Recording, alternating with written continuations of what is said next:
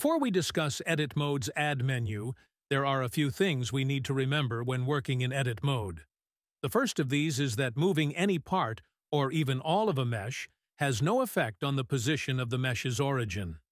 If we want to reposition it, we need to return to Object Mode and use Object, Set Origin from the menu. Better still, where possible, we should move the mesh when working in Object Mode, in which case the origin moves with the object. Also, when we rotate a mesh in Edit Mode, its local axes will not reorientate. This means that if the global and local axis sets are initially aligned, when we then enter Edit Mode and rotate the mesh, the local axis set does not move, and hence remains aligned with the global axis. When we scale an object in Edit Mode, its scale factor remains unchanged, as we can see here in the sidebar.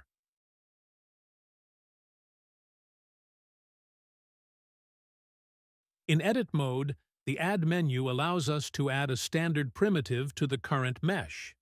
This is similar to using the Join option when working in Object Mode.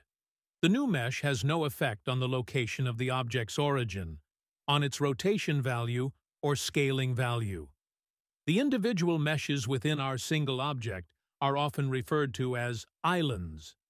We can select the elements of an island by moving the cursor over any part of the required island and pressing the L key. If we want to remove an island, or in fact, any part of a mesh from an object, all that we need to do is select the elements involved. Press P to produce the separate pop-up menu and choose Selection. This will separate the selected elements into a new object. If we want to change the position of the origin after adding to or modifying an object's geometry, the Set Origin option has a submenu of choices. We looked at these in Video 13.